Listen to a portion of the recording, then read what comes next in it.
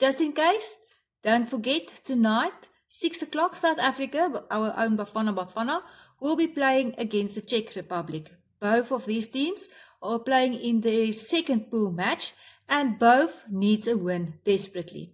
Let's quickly look at other results of yesterday and this morning very early. In the game between Norway and Iraq, Norway won that game 4-1. Argentina won Algeria 3-0. Austria won Jordan 3-1. Portugal and Congo, once again a draw, 1 goal each. England had the better of Croatia and the score there 4-2.